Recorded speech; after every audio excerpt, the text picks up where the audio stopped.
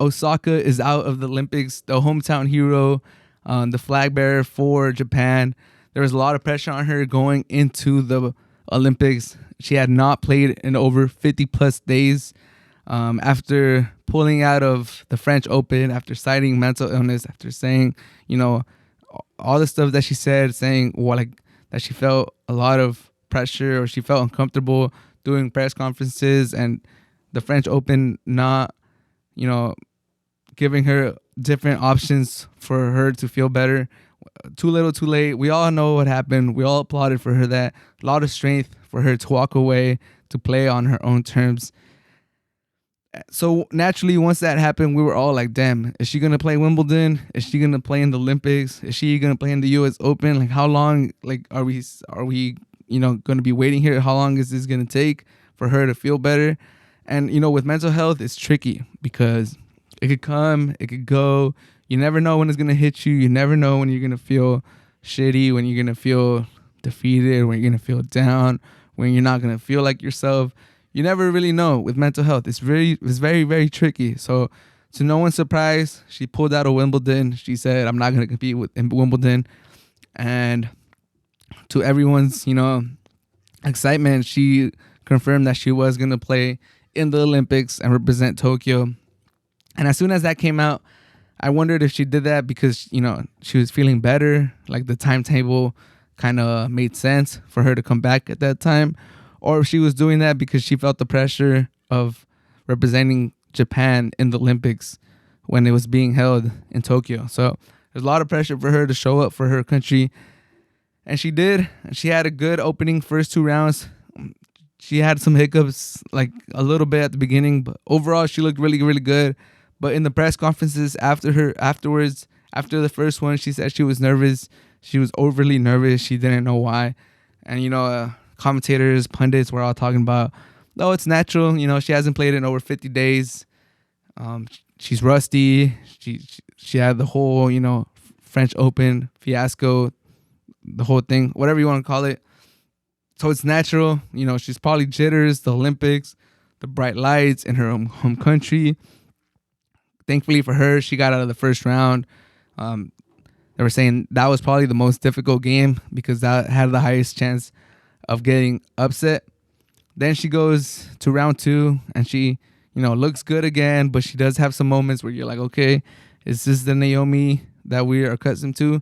And afterwards, she has similar press conference where she states like, damn, I'm feeling nervous. I'm still feeling a little, like wacky out there. I'm not feeling so comfortable. I do feel, a little of nervous.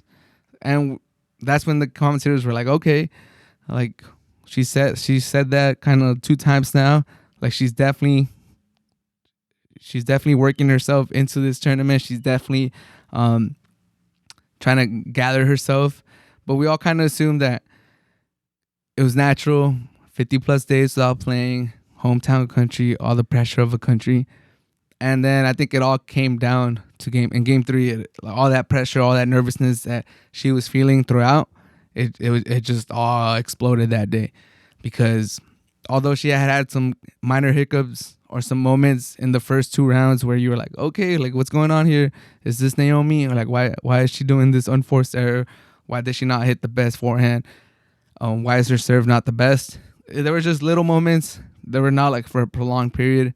And in round 3, I think it all just came crashing down. She had 32 unforced errors. She only had 1 ace the whole game. Nothing. I don't want to take anything away from her opponent. Congratulations to her. She deserved to go through. Good job for her. Hopefully she does well. But when the commentators, I keep saying commentators, but when the commentators were talking about, hey, did Osaka lose this game or did Vondrousova win this game? And they were all pretty adamant and pretty confident, saying that there's no way that Vondrousova won this game. Osaka lost this game with all her mistakes, with her terrible serving.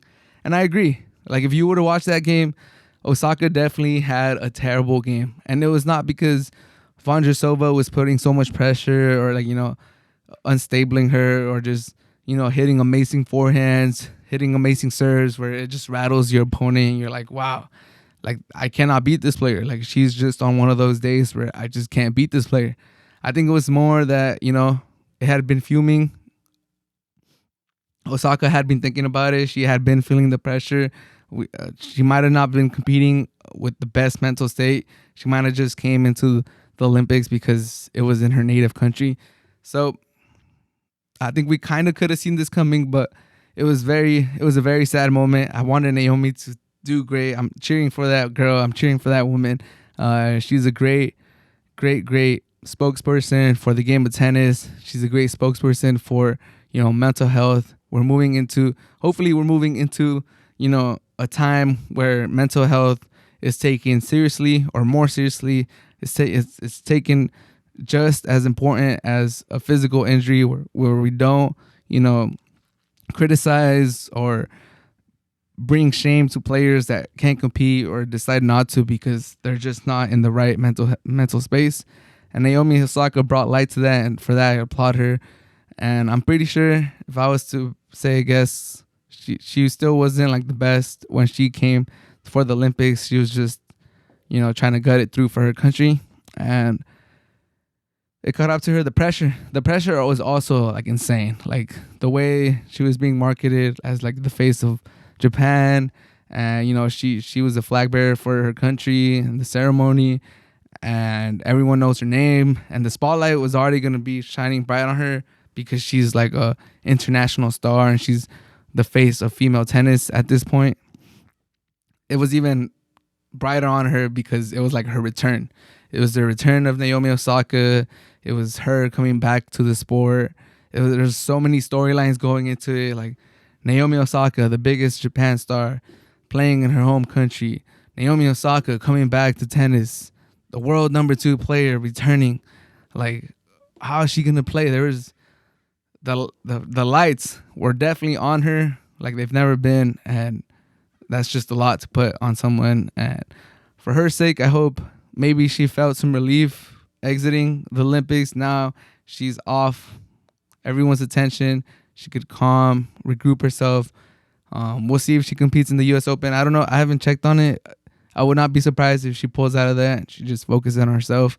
But I wish Naomi Osaka the best. Whenever you want to come back or whenever you're right, I know you'll come back and you'll be stronger than ever. And I think she represented her country well. She's a great person, and I wish her the best.